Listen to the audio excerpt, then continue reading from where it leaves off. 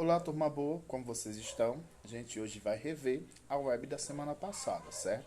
Para nossa aula de biologia, hoje a gente vai continuar aí no estudo do surgimento de novos seres vivos. É o tema 4, da página 28 à página 33, certo?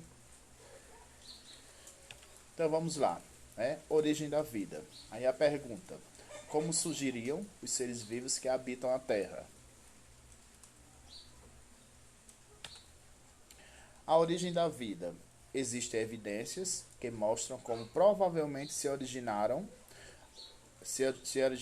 a vida e os seres vivos. Porém, existem diferentes culturas que explicam a origem da vida à sua maneira. Essas explicações são crenças e muitas vezes não apresentam relação entre si. Assim, em todo o mundo, muitas são as explicações para como teriam se originado os primeiros seres vivos da Terra. Teoria é um uso popular, né? Que quer dizer especulações, hipótese ou suposição, certo? Aí vamos lá.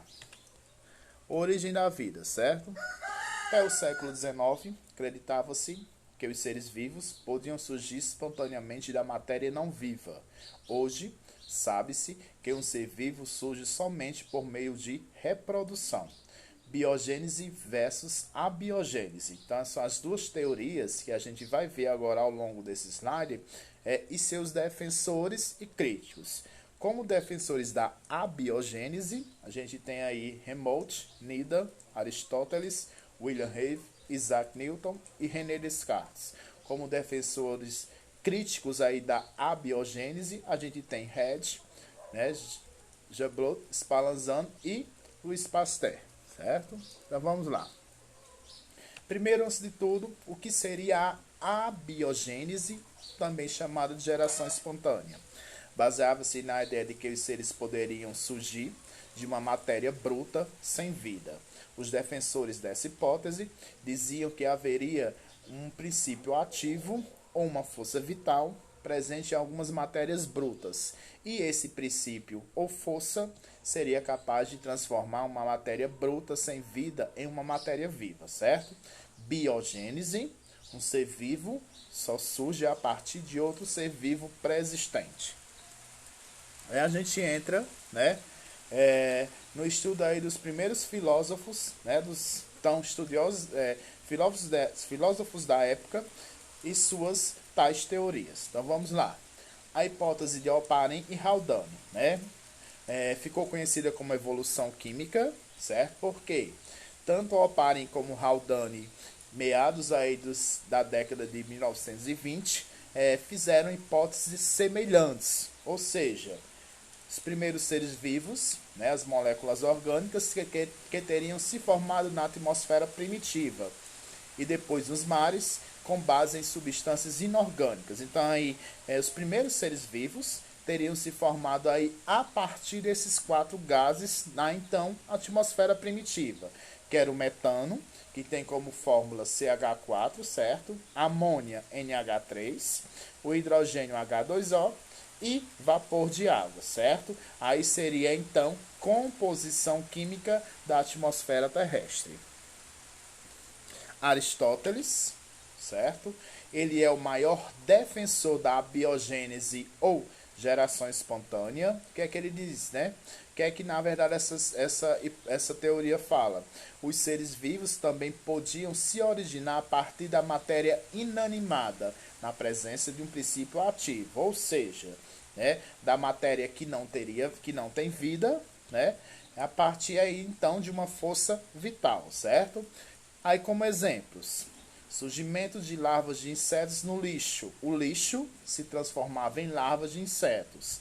Outro exemplo aí testado por ele foi o surgimento de girinos nas lagoas, né? A lama ali fazia com que a lama daquele lago se transformava em girinos, certo? Aí seria a hipótese da abiogênese e geração espontânea, defendida aí por Aristóteles. Helmholtz, né? O que foi que Helmholtz fez? Helmholtz, né? Receita de Helmholtz. Ele foi que ele fez. Colocando-se no ambiente grãos de trigo e uma camisa com suor, após 3 semanas, surgiam os ratos. Segundo Helmholtz, os grãos de trigo se transformavam em ratos devido à presença do suor, né? Ou então do princípio, que seria, na verdade, o princípio ativo, a tal força vital. Ou seja, Helmholtz era mais um defensor da abiogênese, ou então geração espontânea. Aí veio Red, né? Que contrário à abiogênese e defensor da abiogênese, né? Em seus experimentos, ele comprovou que os seres vivos se originam a partir de outros seres vivos, no caso, através da reprodução. No século XVII, Francisco Red, né?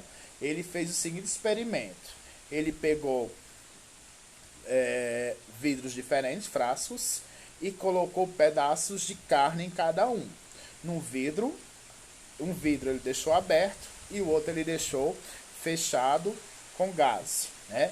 Foi que ele percebeu, ao longo de dias, né, dias, semanas, ele comprovou que o vidro aberto, ele comprovou a presença de novos organismos, que vinha já no vidro fechado, não sentia a presença de nenhum organismo. Que no caso aí, os organismos, eles veriam,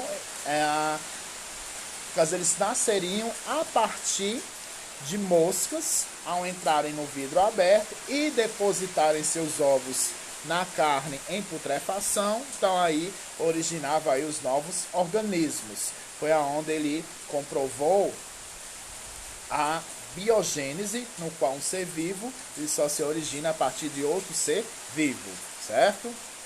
Aí veio John Needham, mais um defensor da abiogênese, certo? Foi John Needham fez. Aqueceu frascos com diversas soluções e deixou-as ao ar livre. Com isso, obteve o resultado da proliferação de micro-organismos nessas soluções, o que para ele provava a geração espontânea defendida por Aristóteles. Spallanzani, né? Spallanzani, defensor da biogênese, então ele fez o mesmo experimento de Needham, só que ele comprovou aí que veio a comprovar uma teoria diferente, né? A provar que, na verdade, a biogênese seria aí, na verdade, a teoria em questão, certo? Spallanzani, defensor da biogênese, ele fez a experiência, mas tampou alguns frascos com diferentes lacres, como tampas, folhas e algodão, e percebeu que a quantidade de micro-organismos era proporcional à exposição da solução do ar, por meio da densidade do lacre. Logo, sugeriu que a vida vinha de ovos contidos no ar e não gerava espontaneamente, certo? Ou seja, ele veio a comprovar aí que a fervura ela acabaria por matar, né, algum micro-organismo que estivesse presente ali naquele caldo. No caso, os vidros fechados, né, depois da fervura, não permitiam a entrada das moscas, né, ou então outro qualquer organismo. Aí, no caso, impossibilitaria aí de gerar novos micro-organismos, certo? Aí veio aí Louis Pasteur, né? Em 1862, certo? Louis Pasteur ferveu um caldo de carne e armazenou o líquido estéril por certo tempo em um recipiente que permitia apenas a entrada de ar, mas não a poeira. Após alguns meses, Pasteur colocou o líquido em contato com a poeira e pouco tempo depois surgiram micróbios. Então aí mais um a confirmar a teoria da biogênese, certo? Aí a gente tem um resumo quando se fala em evolução química defendida aí por Oparin e Haldane, certo? A atmosfera primitiva, né, que continha os gases metano, amônia, hidrogênio e vapor de água, né? Através de radiações ultravioletas e descargas elétricas, aí surgiriam aí os novos micro-organismos. Reações químicas são compostos orgânicos que se precipitaram com as chuvas. Formação de proteínas, superfície de rochas quentes arrastadas para os mares primitivos, no caso a sopa orgânica. Os coacervados proteicos, aglomerado de moléculas envolvidas por uma película de água, certo? E o aperfeiçoamento é um inventório lípido, proteínas catalisadoras, ácidos nucleicos e capacidade de autoduplicação, no caso, os primeiros seres vivos, certo? A gente tem algumas fotos da Terra em formação para a Terra atual, né? Essa atmosfera primitiva, onde a gente vê aí bastante aí, né? Essas fumaças seriam os gases. Do lado eu tenho os coacervados proteicos, certo? Aí vem Stanley Miller aí que, através aí de uma aparelhagem, ele obteve aí as substâncias orgânicas a partir de elementos primitivos, de elementos da atmosfera primitiva. Quais foram esses elementos? O gás hidrogênio, o gás metano e o gás amônia, né? Através de descargas elétricas aí, né? Num condensador, certo? Com a presença de água, surgiriam aí, na verdade, as primeiras substâncias orgânicas através aí desses 4 gases, né? O gás hidrogênio, gás metano, gás amônia e vapor de água, certo? Aí a gente chega a falar agora no metabolismo, na evolução do metabolismo energético, na hipótese heterotrófica e hipótese autotrófica. Hipótese heterotrófica afirmava que os seres vivos, que o primeiro ser vivo, não era capaz de produzir seu próprio alimento, certo? Desse modo, esses primeiros seres vivos alimentavam-se de moléculas orgânicas que estavam presentes no meio. Os que defendem essa ideia afirmam que os seres vivos primitivos seriam muito simples e incapazes de produzir seu próprio alimento. Provavelmente, esses organismos extraíam energia de alimentos por meio de realização da fermentação. Já a hipótese autotrófica, certo? Afirmava que os seres vivos eram capazes de produzir seu próprio alimento. Os autores sustentam essa ideia.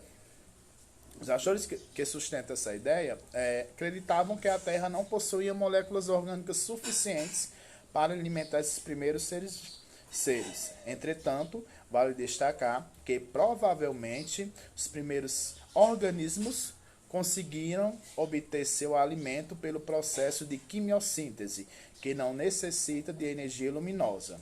Como a fotossíntese, na quimiossíntese, os seres vivos produziam moléculas orgânicas, utilizando a energia química proveniente de compostos orgânicos, certo? Os argumentos, né, para essas teorias, né, essas duas hipóteses, é que o planeta, né, ele não dispunha de matéria orgânica suficiente para sustentar a multiplicação de novos seres vivos até o surgimento da fotossíntese. E no caso aí, a fotossíntese seria a forma, na verdade, de alimento aí pelos organismos autotróficos, certo? A instabilidade das condições ambientais do planeta só permitiria a sobrevivência dos primeiros seres vivos em locais mais protegidos, no caso, fontes termais submarinas dos mares primitivos, certo? Aí a gente tem também outras duas teorias também discutidas, que é o criacionismo, que dizia que os seres vivos foram criados por Deus, né, por um ser divino, certo? Panspermia cósmica ou cosmogênese, né, os primeiros seres vivos vieram de outro planeta, certo? Ok? Então, minha gente, por hoje é só. O exercício vai estar lá no Google Forms. Então, no tema 4, na página 28 a 33, você resolve o exercício, certo? Ok? Até a próxima aula, certo? Fiquem em casa, se cuidem e o meu muito obrigado.